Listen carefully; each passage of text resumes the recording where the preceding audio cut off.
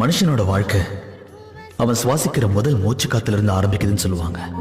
ஆனா என்னோட வாழ்க்கை என் மூச்சு நின்னதுக்கு அப்புறம் தான் ஆரம்பிச்சது. அதுக்கு ஒரு காரணமும் இருக்கு. அந்த நொடி இப்பவும் என் மனசு விட்டு போல. பல வருஷங்களுக்கு முன்னாடி அவளை முதல் முறையா பார்த்த அந்த நொடி, என் மூச்சை நின்று போக வச்ச அந்த நொடி, என்னோட வாழ்க்கையை ஆரம்பிச்ச அந்த நொடி. அப்பா என்ன மும்பைக்கு கூட்டிட்டு வந்தாரு. பாலகிருஷ்ணா அப்படிங்கிறவருடைய மிகப்பெரிய பங்களாவுக்கு முன்னாடி என்னை கொண்டு போய் நிக்க வச்சாரு.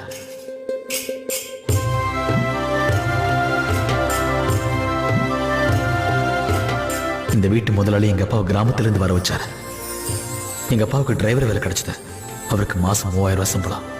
அப்பா என்னையும் அம்மாவையும் கூட்டிட்டு வந்துட்டாரு.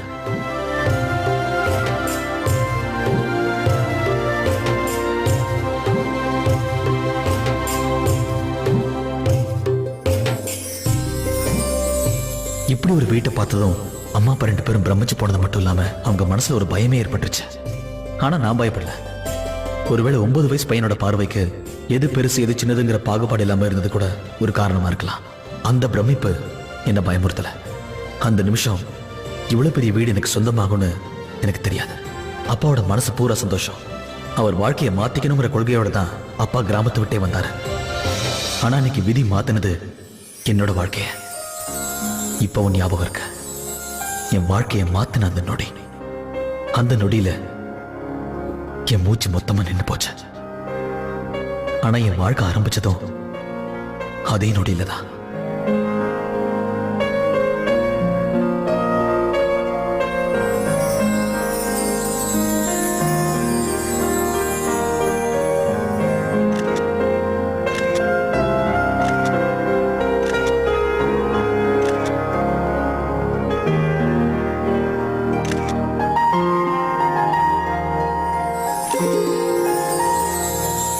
முதல் தடவையா நான் அழுக்கா இருக்கேன்றதை உணர்ந்தேன்.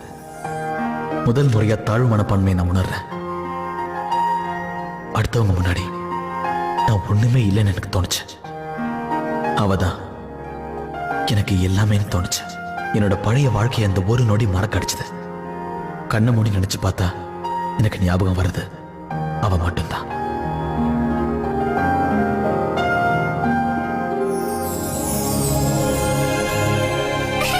ஷாலினி நில்லு, ஓடாத ஷாலினி.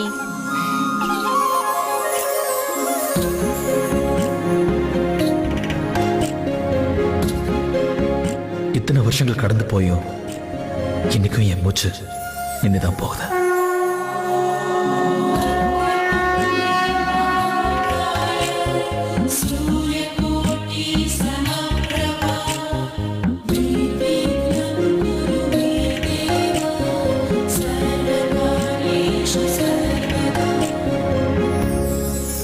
அட நீயாப்பா, இப்பதான் வந்தியா? எங்கப்பா போயிட்ட நீ? ரொம்ப நேரமா நான் தேடிக்கிட்டு இருந்தேன். சரி சரி வா.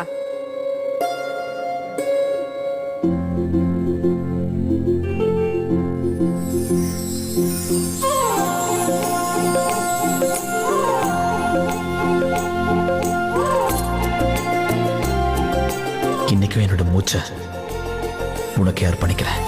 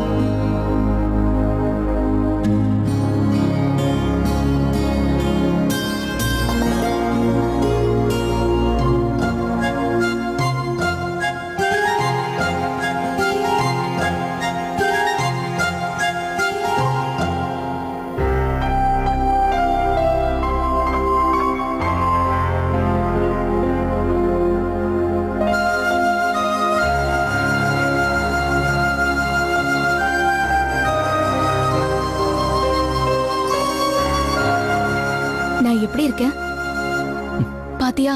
கல்யாணமே ஆக போகுது. என்னால நம்பவே முடியல. என்னாலையும் தான் நம்பவே முடியல. என் இங்க மனசுக்குள்ள பாரு ரவி, ஆம்பளைங்க ஒண்ணு வீட்டை விட்டு வெளியே போறது இல்லையே. நாங்க பொண்ணுங்க தானே, வேற வீட்டுக்கு போறோம். ஏதோ நேத்துதான் சின்ன குழந்தைங்களா இருந்த மாதிரி இருக்கு. அதுக்குள்ள கல்யாணம். எதுக்கு இந்த பயம்? உன் கூட நான் இருக்கேன். அது உண்மைதான். ஆனா இருந்தாலும் இங்க இருக்கியே ஷாலினி. கல்யாண பொண்ணு எங்க? சாந்தி சித்தி அவ ரெடி ஆகிறதுக்கு எவ்வளவு நேரம் ஆகும்னு உங்களுக்கே தெரியும்ல. பார்த்தா எப்படி தோணுது? ஷாலினிக்கு எனக்கு கல்யாணம் நினைச்சீங்களா? இல்லைங்க. ஆனா என்னைக்கு அவளுக்கு கல்யாணம் ஆகுதோ அன்னைக்கு அதிகமா சந்தோஷப்படுறவனு நான் ஒருத்தனா தான் இருப்பேன். அதிகமா அழறவனு நானா தான் இருப்பேன். என்ன எதுவுமே சொல்லாம இருக்க? நான் பார்க்க எப்படி இருக்கேன்? உனக்கு என்ன? எந்த வீட்டுல கல்யாணம் நடக்குதோ அந்த பொண்ணுக்கு ஒருவேளை அக்காவோ தங்கச்சியோ இருந்தா அந்த பொண்ணுங்களை யார் கண்ணிலையும் படாம பாத்துப்பாங்களாம். ஏன்னா கல்யாண பொண்ணோட இவங்க அழகா இருந்தா குழப்பம் வரதானே செய்யும். ஆனா அந்த கவலை உனக்கு தேவையில்லை ஷாலினி.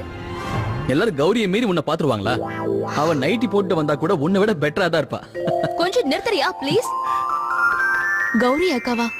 கௌரி அக்கா அவ ரொம்ப நல்லவ, ரொம்ப ரொம்ப அழகானவ. எங்க கசின்ஸ்லயே அவ தான் பெஸ்ட்.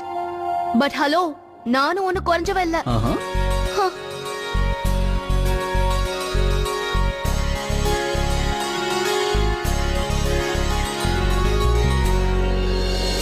கௌரி அக்கா, நீ பார்க்க எவ்வளவு அழகா இருக்க. சரி சரி, சீக்கிரமா வா. சித்தி ரொம்ப நேரமா பூஜைக்காக வெயிட் பண்ணிட்டு இருக்காங்க. உனக்கு ஒண்ணு தெரியுமா? சடங்கு ஆரம்பிக்க போறதுனால இன்னைக்கு பாட்டு டான்ஸுக்குலாம் ஏற்பாடு பண்ணிருக்காங்க. சீக்கிரம் வா, ஏற்கனவே லேட் ஆயிடுச்சு.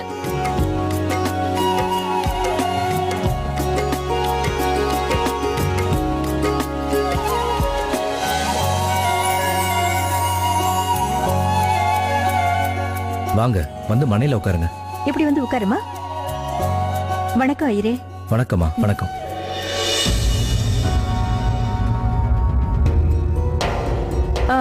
அப்ப பூஜை ஆரம்பிக்கலாமா?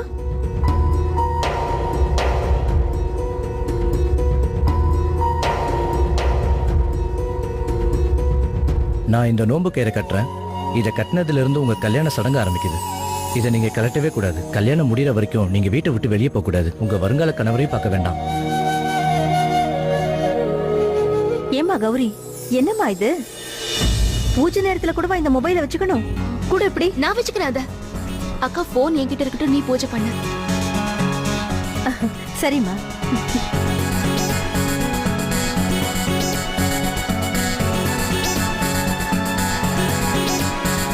இந்த நோன்பு கயிறை உங்க குடும்பத்தை சேர்ந்த எல்லாரும் கையிலையும் கட்டி விடுங்க. எல்லாருக்குமே கட்டணும்ல?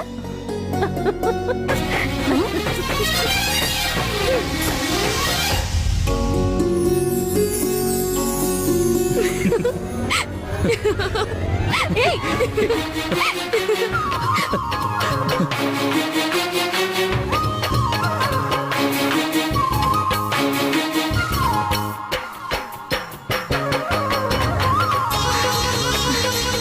இவ்வளவு மெதுவா ஒண்ணு நீ எப்படி கட்டுவ? நீ எப்படி முதல்ல போய் சேர நானும் பாக்குறேன்.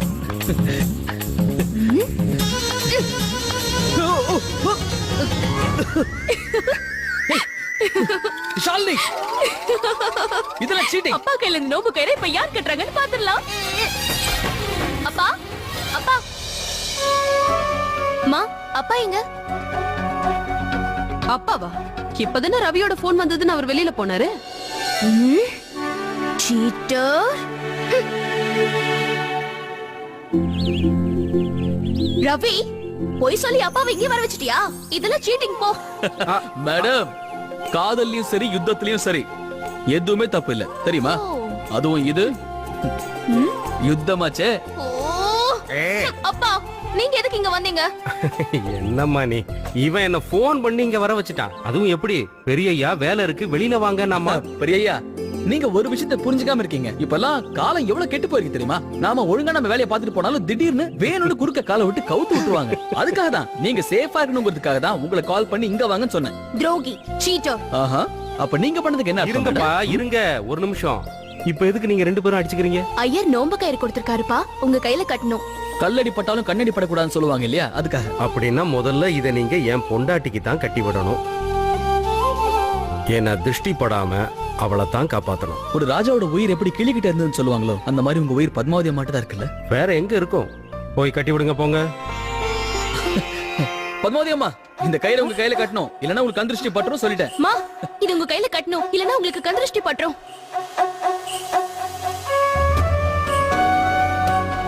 ஏன்? ஏதோ சம்பிரதாயமா. இப்ப இதை என் கையில கட்டிக்கிட்டா அப்புறம் வைரத்தை யார் பாப்பாங்க? என் கையில இருக்கிற இந்த டைமண்ட் பிரேஸ்லெட் கூட உங்க பெரியய்யா தான் எனக்கு கொடுத்தாரு. விலை 9 லட்சம்.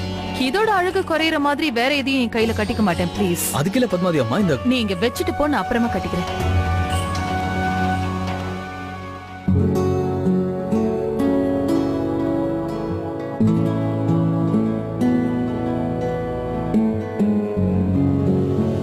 இது அழகா இருக்குல்ல? எந்த நகையும் உனக்கு பெருமை சேர்க்காது பத்மாவதி. பெருமை அந்த நகைக்கு தான். அது நகையா இருந்தாலும் சரி, நோன்பு கயிறா இருந்தாலும் சரி. இன்னைக்கு நான் கயிறெல்லாம் கட்டிக்க மாட்டேன். இன்னைக்கு இந்த வைரம் மட்டும்தான். அத கல்யாணத்துக்கு அப்புறமா கட்டிக்கிறேன். I promise. ப்ராமிஸ்.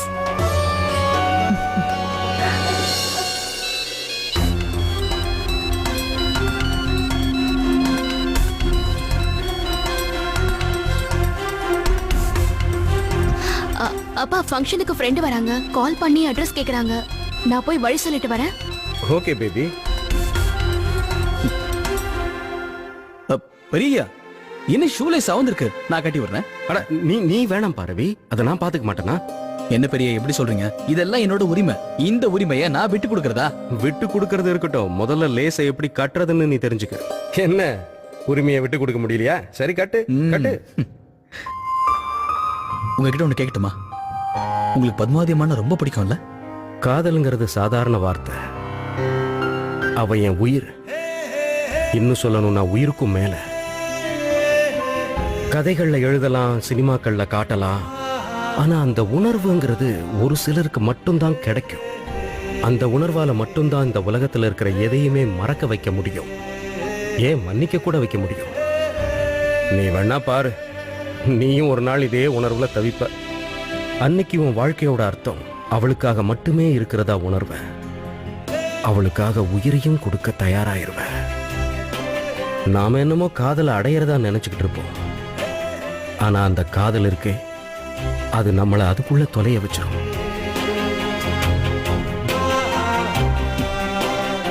லேஸ் கட்டி முடிச்சிட்டேன் பெரியய்யா. உறவுகளை கட்டுறதும் இதே மாதிரி தான். இப்படி நான் செய்யக்கூடியது. ஷாலினிக்கு ஏத்த பையனை நான் செலக்ட் பண்ணணும். அதுல இருக்கிற பொறுப்பு உனக்கு புரியுது இல்ல? ஏன்னா நீ குழந்தை இல்லடா. என்ன பொறுத்த வரைக்கும் இந்த வீட்டுல நீயும் ஒரு முக்கியமான மனுஷன்தான். உன்கிட்ட நான் பகிர்ந்துக்க கூடிய எந்த ஒரு விஷயத்தையும் நீ புரிஞ்சுக்குவேங்கிற நம்பிக்கை எனக்கு இருக்கு. மத்தவங்க உன்னை பத்தி என்ன சொன்னாலும் சரி, நான் உன்னை என் பிள்ளைக்கு நிகரா தான் வச்சு பார்க்கறேன். அது எந்த காலத்திலயுமே மாற போறதில்ல. இந்த புரிதல் உனக்கும் இருக்குங்கிற நம்பிக்கை இல்லை. நான் கடவுள்கிட்ட வேண்டிக்கிறேன், உங்க ஆசை நிச்சயமா நிறைவேறணும். என்னால முடியாது பிரபு. நாளைக்கு கல்யாணம், இன்னைக்கு வந்து இவ்வளவு பெரிய விஷயத்த சொன்னா என்ன அர்த்தம்? ஷாலினி, நீ எப்படி சொன்னா எப்படி? எனக்கு யாரு இருக்கா சொல்லு. Please help us. ப்ளீஸ். என்னால எப்படி ஹெல்ப் பண்ண முடியும்? தப்பி தவறி பாட்டியம்மாவுக்கு தெரிஞ்சிருச்சுனா? நான் இன்னைக்கு உங்க வீட்டுக்கு வருவேன். அவளை அங்க இருந்து கூட்டிட்டு போறதுக்கு எனக்கு ஒரு ஹெல்ப் தேவைப்படும் ஷாலினி. ப்ளீஸ் எனக்கு ஹெல்ப் பண்ணு. ப்ளீஸ் ப்ளீஸ் எனக்கு ஹெல்ப் பண்ணு ஷாலினி.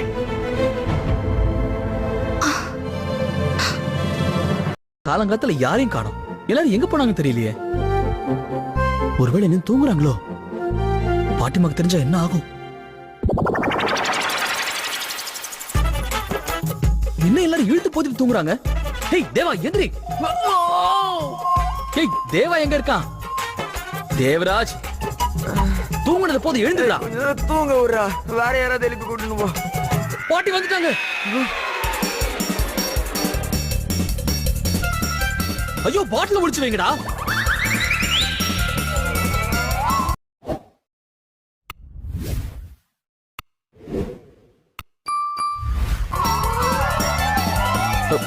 சுத்தம். அக்கா, நீங்க தான் வந்தீங்களா? நீங்க தானே சசிகா? ஏன்டா காலையில பிபி ஏத்தி விடுற? நீங்கள்லாம் இன்னும் ரெடியாகவே இல்லையா? பாட்டியம்மா பூஜைக்கு வந்துகிட்டு இருக்காங்க, சீக்கிரமா வாங்க. சரியான பாட்டி அம்மாவோட ஜால்ராவா இருக்காங்க. அவ்வளவு நேரமா வந்து நின்னு நானும் உங்களை எத்தனை வாட்டி தான் எழுப்புறது? ஒருத்தராவது என்ன மதிச்சிங்களா? பிரதீப் அப்பவே கீழே போயிட்டான். என்னடா சொல்ற?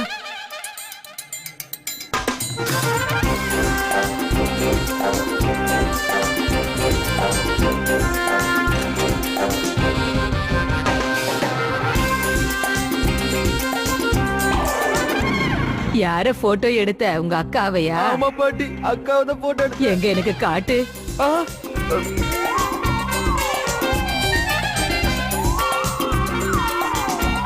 ஆஹா, நம்ம கௌரி எவ்வளவு அழகா இருக்கா இதுல. அப்படியே தேவதை மாதிரி இருக்கா இல்ல? ஆமா பாட்டி. சரி போ, இன்னும் எடு. அடடா, என்ன இது இவ்வளவு நேரம் ஆச்சு, அண்ணன் கீழே வரவே இல்லையே. அப்பா, உங்ககிட்ட புது மொபைலை பத்தி கேட்டிருந்தேன்ல. கண்ணாடியில உன் முகத்தை பாத்தியா? ஏன் அப்படியே மிருகம் மாதிரி இருக்கடா. சிங்கம் மாதிரி இருக்குண்ணா? வேலை வெட்டிக்கு போறது கிடையாது, ஆனா நாள் பூரா பணத்தை செலவு பண்றதுல மட்டும் குறைச்சலே இல்லை. போதும், உங்க லெக்சரை நிப்பாட்டுறீங்களா? நீங்க பாருங்க, எனக்கு புது மொபைல் வேணும். முதல்ல ட்ரெஸ்ஸ மாத்திக்கிட்டு வா, பாட்டி அம்மா வந்துகிட்டு இருக்காங்க. அப்புறம் நீ தான் பதில் சொல்லணும். மொபைல் வேணுமா? இவனுக்கு ஒரு மொபைல் அயன் வண்டி வச்சு கொடுக்க வேண்டியதுதான்.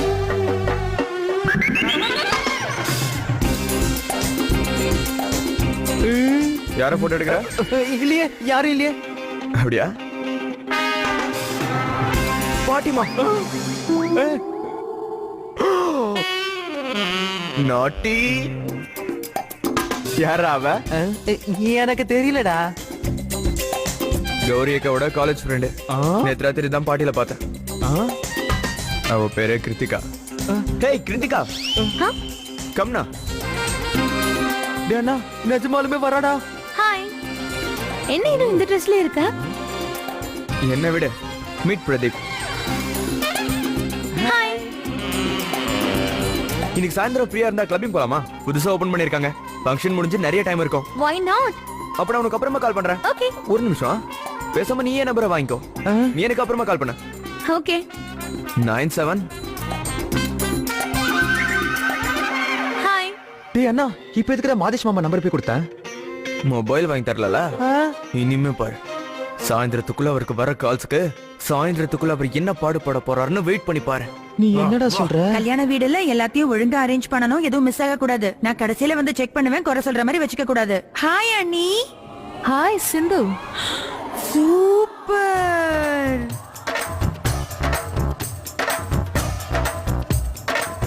நல்லா இருக்குல்ல? Very full beauty.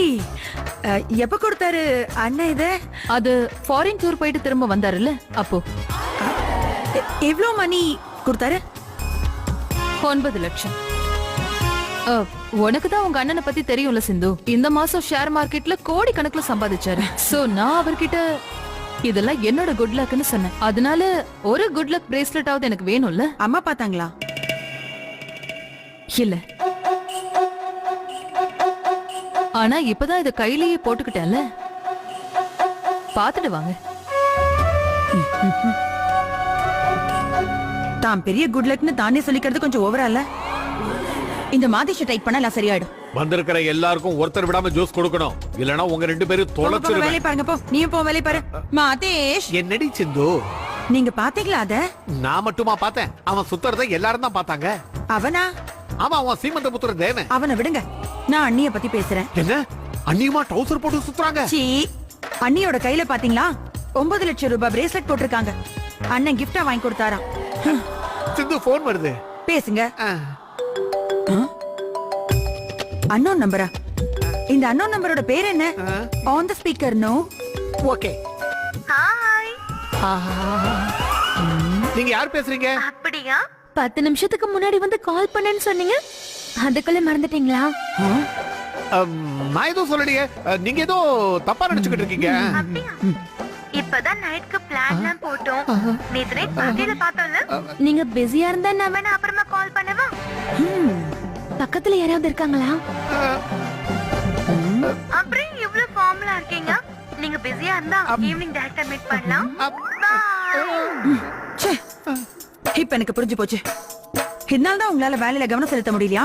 எவகிட்ட எல்லாம் கொடுத்துட்டு வந்திருக்கீங்க உங்களோட மொபைல் நம்பரை?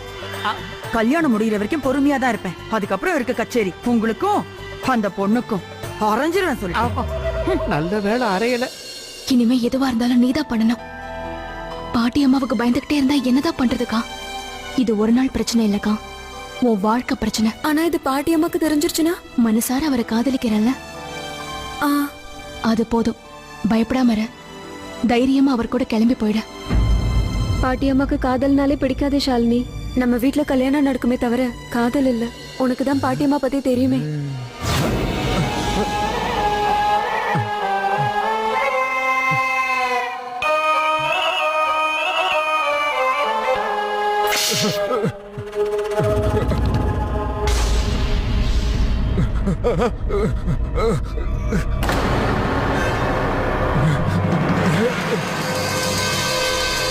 தொடாத அவனே, தொடாத அவனே.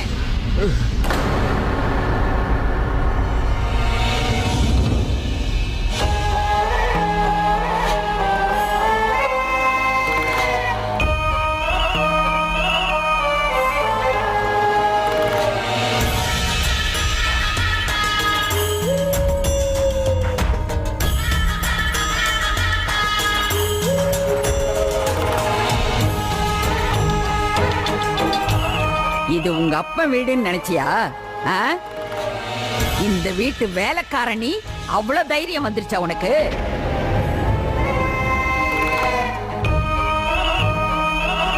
விருந்தாளிங்களுக்காக வச்ச ஸ்வீட்டை திருடி சாப்பிடுறான். குடும்ப மானத்தையே வாங்கிட்டா இவன். திருட்டு வேலையா பண்ற? இந்த அம்சவேணி வீட்டுக்குள்ளேயே வந்து திருடுற அளவுக்கு தைரியமா உனக்கு? அம்மா நான் தெரியாம. என்னடா சொன்ன? தெரியாமலா? இதுதான் நீ செஞ்ச பெரிய தப்பு. உன்ன மாதிரி ஆளுங்களோட வாயில தெரியாம செஞ்சிட்டேங்கிற வார்த்தையே வரக்கூடாது. எரும மாட்டுக்கு பசு மாட்டுக்கு கிடைக்கிற மரியாதை கிடைக்காது, புரிஞ்சுதா?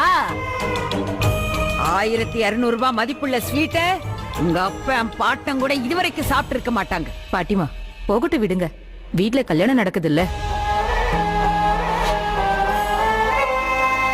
ரவி, இவனை இங்கிருந்து அடிச்சு துரத்து, அடிச்சு துரத்து.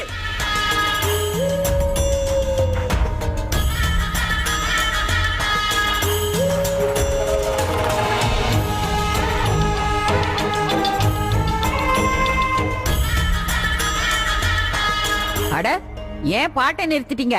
இதெல்லாம் இங்க தினம் நடக்கிறதுதான். என்ன கச்சேரி ஆரம்பிக்கிறது? ஆட்டம் பாட்டெல்லாம் ஆரம்பிக்கிட்டோம்.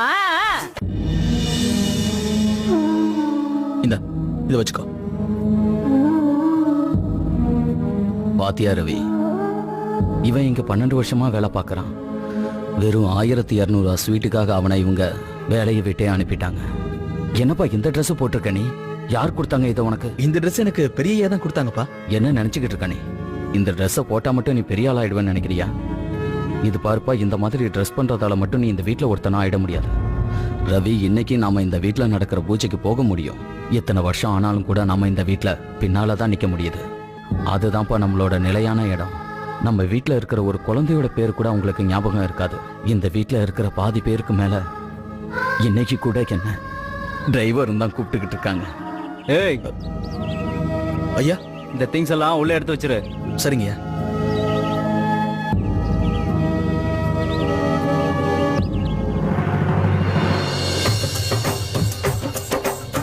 சார், நீங்க கேட்டரிங் கம்பெனில தானே வரீங்க? சார், சரி, நான் உங்க பேட்ஜ் பார்க்கலாமா?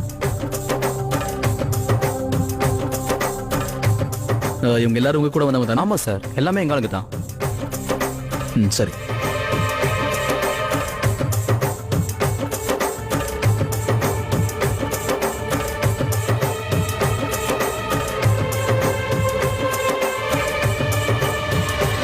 பிரபு வந்திருக்கான்.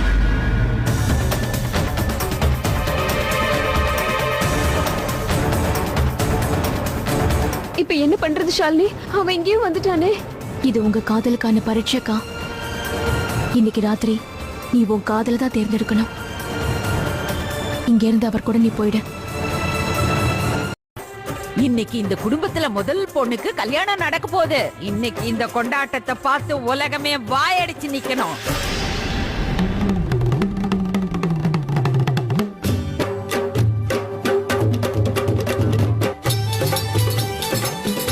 கௌரி அக்காவை அவ விரும்பினவர் கூட சேர்த்து வைக்க இந்த ரவி எனக்கு ஹெல்ப் பண்ணுவானா? ஆனா ஒருவேளை இவன் பாட்டி அம்மா கிட்ட சொல்லிட்டா, ரவி இந்த குடும்பத்துக்கு ரொம்ப விசுவாசமானவன். இந்த குடும்பத்தை எதிர்த்து அவன் நிச்சயமா எதுவும் செய்ய மாட்டான். எனக்காக கூட செய்ய மாட்டான். இல்ல, கௌரி அக்காவை பத்தியும் பிரபு பத்தியும் நான் இவன் கிட்ட சொல்ல மாட்டேன். ஷாலினி,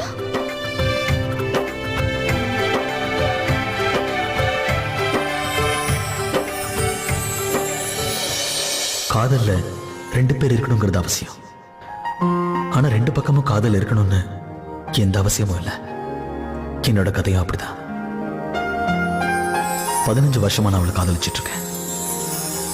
இது ஒருதலை காதல் தான். ஆனா அவளுக்கு இந்த விஷயம் இன்னைக்கு வரைக்கும் தெரியாது. எனக்கு அதுல எந்த பிரச்சனையும் இல்லை, எந்த கவலையும் இல்லை. என் காதலுக்கு பதிலாக அவகிட்ட நான் எதையும் எதிர்பார்க்கல. எனக்கு அவளை காதலிக்கணும், காதலிச்சுக்கிட்டே இருக்கணும். ரவி, இது மிஸ்டர் ஷியாமோட வண்டி சாவி. இந்த வண்டியை பார்க் பண்ணிடு. ஒரு மனுஷன் அவன் தகுதிக்கு ஏற்ற மாதிரி தான் இருக்கணும்னு எங்க அப்பா எப்பவும் சொல்லுவார். ஆனா அவருக்கு இதை நான் எப்படி புரிய வைப்பேன்? காதலுக்கு தகுதியை பத்தி எதுவும் தெரியாது. நான் இந்த வீட்டு வேலைக்காரன். எல்லாரையும் பார்த்துக்கிறேன், எல்லா வேலையும் செய்வேன். இந்த இதை வச்சுக்க. ஐயோ, இதெல்லாம் வேண்டாம். Thank you sir. உள்ள போய் இருக்கிற வேலையை பாரு, எனக்கு கொஞ்சம் வேலை இருக்கு. ஆனா என் மனசு பூரா நிறைஞ்சிருக்கிற ஒரே விஷயம் ஷாலினி மட்டும்தான். அவளோட நினைப்பை என்கிட்ட இருந்து என்னால பிரிக்கவே முடியல. அவ எனக்கு சொந்தமாகவே முடியாதுன்னு என் புத்திக்கு புரியுது. ஒரு நாள் அவ வேற ஒருத்தருக்கு சொந்தமாக தான் போறா. ஆனா அதுக்காக என் காதல் குறைஞ்சிடாது. என்னோடது ஒருதலை காதலா இருந்தாலும் இந்த ஜென்மத்துக்கு இது மட்டுமே போதும். 2 பேருக்குள்ள காதல் இருந்தா அவங்க கல்யாணம் பண்ணிக்கணுங்கிறது கட்டாயமா? அந்த 2 பேர் ஒன்னாதான் இருக்கணுமா? இணைஞ்சிருக்கணுங்கிறது நிர்பந்தமா? இல்லையே. காதல் தானாவே 2 பேரை இணைச்சிரும். அதுக்கு எந்த பேரும் தேவையில்லை. பெரிய அடிக்கடி சொல்லுவாரு, காதலுங்கிறது நாம அடையக்கூடாது, நம்மளே அதுல தொலைச்சிடணும். அதனாலதான் ஷாலினி, என் காதல் உன்னோடுதான்.